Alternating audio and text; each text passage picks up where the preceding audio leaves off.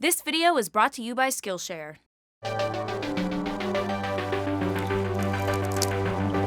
What's up, Wisecrack? Helen here. We're in the midst of an adult animation renaissance, and there's arguably never been a better time to be a grown-up who likes drawings that move. Whether you're partial to the trippy space adventures of the world's most lovable septuagenarian nihilist, or prefer delving into the subconscious of TV's most inebriated spy, chances are you've had no trouble getting your fix of illustrated or claymated insanity. Now, before our current profanity-laden glut of adult cartoons, many might have considered the format to be generally more childish than peeing your pants. But over the last few decades, that's become less and less true. Tonight, I'll be reviewing the latest Tim Burton movie, Edward Plungerhands. Please shoot me. But how did we get to a day and age when BoJack and Butters matter more to us than almost any live-action character? What brought on the unexpected reign of the adult cartoon? While you might consider our recent surge in highly excellent animation for adults to be one of the few blessings of the past decade, it's actually not so simple. That's because cartoons for kids is itself a fairly recent phenomenon. Animation for adults was previously the norm. So, how did we get here? To figure out why it's back better and grosser than ever, we need to first take a walk down a cartoony memory lane. Welcome to this Wisecrack Edition on the origins of adult animation. And not a singular significant spoiler ahead. But before we get into it, I want to give a shout out to this video's sponsor, Skillshare. Skillshare is an online learning community for creatives, where millions of people come together to take the next step in their creative journey. Skillshare offers thousands of classes for creative and curious people, on topics including illustration, design, photography, video, freelancing, and more. I'm an aspiring filmmaker myself, so I was super stoked about all the film production classes Skillshare offers. The one I'm really digging right now is Film Production on a Budget, taught by filmmaker and educator Julian Klepper. It's an awesome overview of how to turn your stories into films without spending a ton of money, which is basically what everyone needs to know when they're starting out. Because Skillshare's classes give you a combo of video lessons and a hands-on class project, they help you make the leap from dreaming to doing. Skillshare is also incredibly affordable compared to a pricey in-person workshop or class, since an annual subscription is less than $10 a month. Plus, you can complete a class right in the comfort of your own home on your own time. Right now, you can join the millions of people learning on Skillshare with a 2-month free premium membership. Just go to skl.sh/wisecrack21 or click the link in the description. Now, back to the show. So, let's dive in. The earliest animated pictures were actually mainly intended for the delight of movie-going adults. They were short flicks that would play as a warm-up for the live-action feature film, and were comprised mostly of vaudevillesque numbers featuring gags and tricks, like this guy pulling a bottle of wine off his easel, fairy tales or folklore, or just kind of random stories about, among other things, couples having marital difficulties. Then there was the heavily censored short Alice Solves the Puzzle, where the titular puzzle involves avoiding a drunk cartoon animal. Other cartoons were just plain dark, like this 1919 short Feline Follies, which ends on Felix the cat killing himself with a gas pipe after discovering he accidentally fathered a few too many kittens.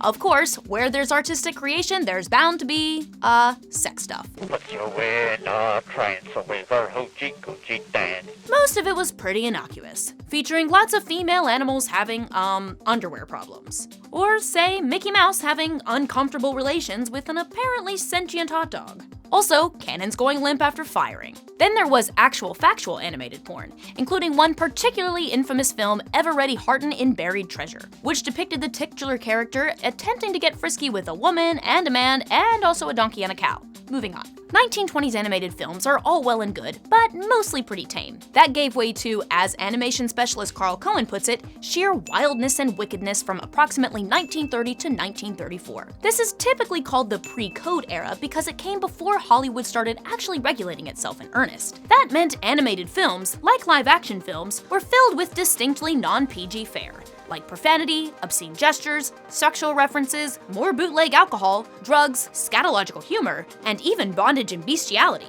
Some of the examples we name might sound somewhat tame by today's "the internet stole my innocence" standards, but remember that these were the 1930s, an objectively much pruder time when people, particularly children, were far less likely to encounter sexualized media. So the fact that cartoons featured creepy men watching a woman dry off through a keyhole, or Cinderella in her rapidly shrinking undies, made them decidedly adult fare. What's more, drugs are referenced repeatedly in these films, from hallucinations on laughing gas to alcohol, which was still illegal and apparently made clock towers somewhat menacing, to more laughing gas being consumed by the delightful Betty Boop. That curvaceous sketch of a woman pretty well encapsulates what pre-code animation was all about. While a modern Betty Boop is certainly sexualized, a pre-code Betty Boop was something else. She was always inadvertently exposing cleavage, or being disrobed, or being groped, or having implied sexual relationships with a dog. That's right, pre-code Betty Boop was banging a dog.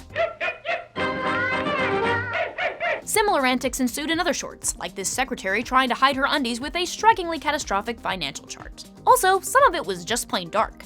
You've got Mickey being attacked by an army of skeletons, and, well, just a lot of weird skeleton stuff. Also, Betty Boop's lover dog gets chased by monsters to the gates of hell for gambling and pursuing women. As you can see, The Simpsons and South Park didn't invent the concept of putting adult content in animated movies. However, the Hays Code, a self-imposed series of moral regulations that took hold in Hollywood, effectively censored movies, including animation, from 1934 to around 1968. Though studios largely ignored it by its final years. But when it was big, and banned everything from sex, childbirth, profanity, and even ridiculing the clergy, while strongly discouraging things like surgical operations, a man and woman in bed together, and the deliberate seduction of girls. The code was overseen for around 20 years by influential Catholic journalist Joseph Breen, nicknamed the Movie Czar, who was in charge of reviewing scripts and films, and let's just say he took his job real seriously. Studios were forced to edit their animated films rigorously, ensuring that nose-blowing was inoffensive and that the bubble dance performed by the elephants in Fantasia wasn't too sensual, presumably to avoid arousing any suggestible elephant viewers? This is an era when cartoons became more cautious. It's also coincidentally when they became truly excellent, more lifelike and emotionally convincing. The era also witnessed the rise of Mickey Mouse, Bugs Bunny, Popeye, Tom and Jerry, and other assorted famous line-drawn characters. In 1937, Disney released the first American animated feature film, Snow White. Still, the majority of cartoons were shorts that played before live-action features. Therefore, animation was viewed as a medium for kids and adults. During World War II, the government even used Donald and Daffy Duck in propaganda to encourage people to donate scrap metal, pay their taxes, and generally fight the Nazis. Most importantly, there was no specific market for children's animation. The major studios like Warner Brothers, MGM, and UPA were pretty clearly not primarily targeting cartoons to kids, according to publisher Martin Goodman, who founded the company that became Marvel Comics. He cites the sophisticated humor, pop culture references, casual violence, sex, and jazz in arguing that these animated shorts still skewed primarily towards adults. But then, cartoons for the big boys died. The early 50s saw the weakening of the major studio system due to antitrust laws. Cartoons were among the casualties. When the cartoons became too expensive to recoup their costs and the great movie studios closed their animation departments, Goodman writes, we essentially lost adult animation in America. Additionally, and ironically, the advent of TV and its proliferation into nearly every American house caused a major, arguably damaging, shift in the animation industry. The death of adultish animation coincided with the birth of the Saturday morning cartoon, a brand new way to target shows directly to kids coked up on sugary cereals. Now, there was some rare animated content that was primarily made for adults in the early 60s, including the truly excellent Adventures of Rocky and Bullwinkle and Friends. Though many of us have enjoyed the antics of the world's greatest moose and squirrel duo as kids, rewatching it now you might realize how many of the Cold War era jokes, as well as the cultural, political, and intertextual references, flew right over your precocious little brain. Who are all those people, Rocky? Lots of them are Washington senators, Bullwinkle. Where's their baseball suits? Most famously, there was also the primetime, iconic, family-friendly fare of The Flintstones. Even in a time of expanding popularity of kid-focused cartoons, The Flintstones was primarily an attempt by Hanna-Barbera to capture an adult audience without isolating kids. They did this by incorporating classic, familiar adult sitcom tropes,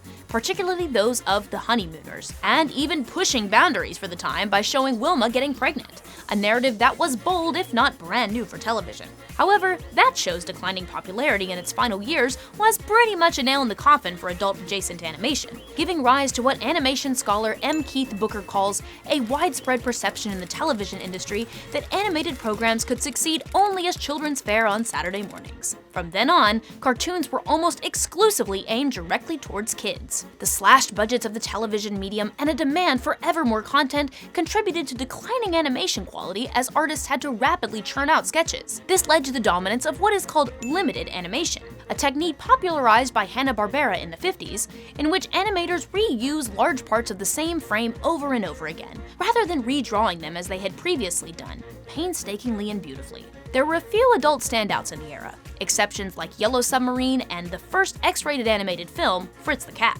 These films are rare forerunners of the animated content that was to come. You think learning is a really big thing, and you become this big intellectual and sit around trying to out-intellectual all the other big intellectuals. You spend years and years with your nose buried in these tomes while the world is passing you by. But then, circa 1981, something happened that was going to really change the future of talking drawings for grown-ups. Specifically this. Ladies and gentlemen, rock and roll.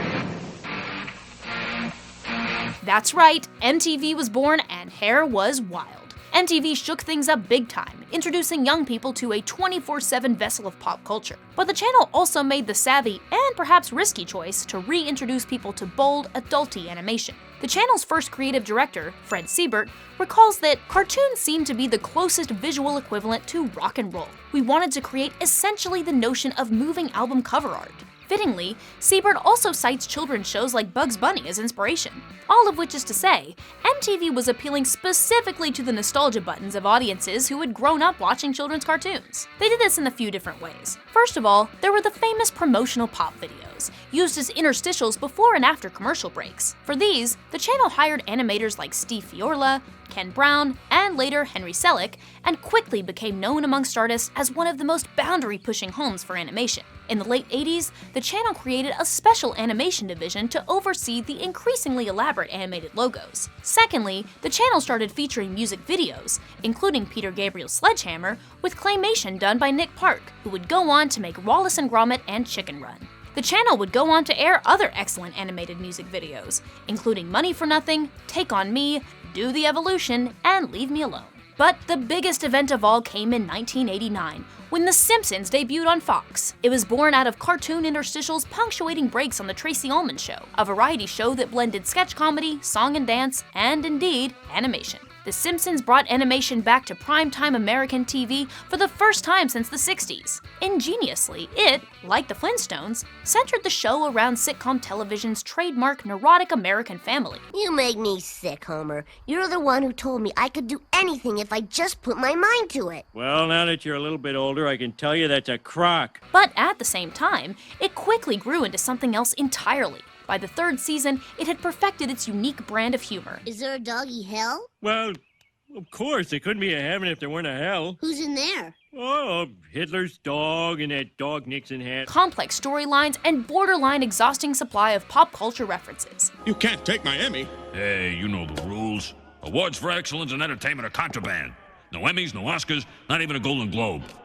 Cultural historian Christopher Cook argues that The Simpsons is really one of the first mainstream postmodern shows, a collage of recognizable pop culture elements glued together by irony. This would become a defining feature of many of the adult animated shows we know and love today. Most specifically, one of the production companies behind The Simpsons, Klasky Supo, went on to make Duckman, a show about a crude, anthropomorphized duck detective, while two of The Simpsons showrunners, Al Jean and Mike Reiss, went on to create The Critic, a show about a jaded film reviewer. And that's our show for today. All the movies stink, particularly the 3 by John Hughes. Back at MTV's animated studio, the 90s kicked off with the introduction of a new animated anthology show called Liquid Television, which became a vital home to short, bizarre pieces made by independent animators who were pushing the medium every which way. Fittingly, the show also became a breeding ground for bold new ideas, with some short segments then blossoming into their own massively successful shows like Beavis and Butthead and Aeon Flux. It also proved that there was a ravenous audience for adult-aimed animation. By this time, out there animation was pretty much central to the MTV brand, and it would lean into that hard by introducing more shows of the like, including The Head, Celebrity Deathmatch, and Daria, to their slate. Meanwhile, Nickelodeon semi-followed suit by introducing The Weird World of Ren and Stimpy, which is either an adulty children's show or a childish adult show, but beyond a doubt, creepy and disturbing and awesome. Then, when South Park burst onto the scene in 1997, it was ready to confound our expectations of what animation could be. Cartman, they killed Kenny. He's not dead. Dude, Kenny is dead. It exemplified the roughly constructed, even crude aesthetic popular in adult animation. Like Beavis and Butthead, it supplemented that simplicity with a cacophony of weird adult content, as telegraphed by its first episode, which shows Cartman getting anally probed by aliens. They'd go on to show everything from Oprah queefing to Saddam Hussein banging Satan. It was quickly followed by the debut of Family Guy, another animated classic that takes the Simpsons subversion of the classic sitcom format to new, more twisted, and darker heights. But Cartoon Network gave adult animation lovers a great big time-consuming present in 2001 with the creation of Adult Swim. For several years, the channel had experimented with mature late-night animated content, most notably the bonkers talk show Space Ghost Coast to Coast. You'll wake me up if this pod starts to replicate me, right? Probably not. It also aired C-Lab 2021, a show helmed by Adam Reed and Matt Thompson, who would go on to make Frisky Dingo and Archer. Adult Swim's gamble paid off, gifting audiences iconic shows like Robot Chicken, The Boondocks, Aqua Teen Hunger Force, Moral Orel, the UPN-originated home movies, and, eventually, Rick and Morty. Shows like these would continue to proliferate throughout the aughts, to great audience and critical acclaim, with new classics being born in the form of BoJack Horseman and Archer. There's no end in sight for the trend either, with BoJack Horseman creator and showrunner Raphael Bob-Waksberg predicting in 2018 that you're going to see even more in the next 5 years, including a larger diversity of the kind of things we would call adult animation, as more networks and streaming services are open to taking risks on inventive content. Increasingly, shows like BoJack and Rick and Morty have been particularly willing to push limits, delving into darker, not always funny issues like depression and nihilism. Why do you keep doing this to us? I don't know, Morty. Maybe I hate myself. Maybe I think I deserve to die. I don't know. Of course, the larger question remains. Why are these shows so popular, and why right now? Well, we'd argue it's all about the still ingrained expectation that animation is for kids. Scholar M. Keith Booker argued in 2006 that animated shows had in recent years provided some of the most daring and innovative programming on American television, and that perhaps for the very reason that animated programming is not always taken entirely seriously, these shows have dealt with issues that might otherwise have been deemed too controversial for American commercial television. In other words, because people dismiss adult animation outright, they don't pay attention when it's doing super rad, mind-bending stuff. Animation scholar Paul Wells further argues that the supposedly innocent language of animation provides unique opportunities to subvert the viewer's expectations and challenge societal truisms. Seen this way, the particular simplicity of the animation style in many of these shows may have been part of what allows them to offer such cogent and twisted social commentary. They don't even know what Walden is. I bet if Walden was a sitcom, you'd all know what it was. Interestingly enough, we may owe a big thanks to those 1950s to 1980s dark ages of animation, when the format was pretty universally seen as an innocent art form intended solely for children. That's because this era of limited animation seems to have laid the groundwork for the renaissance of uniquely subversive shows that we love today. First off, these modern shows often copy that retro crude animation style, particularly seen in the 1970s. Secondly, these shows play off of and actively laugh at the presumptions that cartoons should be for kids. In effect, shows like Archer and Rick and Morty are so delightful, and perhaps so successful, because they feel decidedly unlike what animation should be, full of sex, drugs, and potentially soul-crushing nihilism. Nobody exists on purpose. Nobody belongs anywhere. Everybody's gonna die. But as you can see, animation never really belonged to kids. They just kinda had it on loan for a while. The visual, thematic, and creative opportunities afforded by this unique art form actually make them precisely ripe for enjoyment by those of us above the age of our shoe size. And there's literally never been a better time to be an adult who loves weird animation. Unless you're into spider skeletons, in which case, your time has passed. Sorry. But what do you guys think? Why is animation for adults catching on faster than a love potion at Morty's school dance party? Let us know what you think in the comments. Thanks to our amazing patrons for supporting the channel and our podcast. And before you go, I want to give one last shout out to Skillshare. Right now, you can join millions of people and take a class that inspires you. Go to skl.sh/wisecrack21 or click the link in the description to get a 2-month premium membership. Thanks for watching, guys. Peace.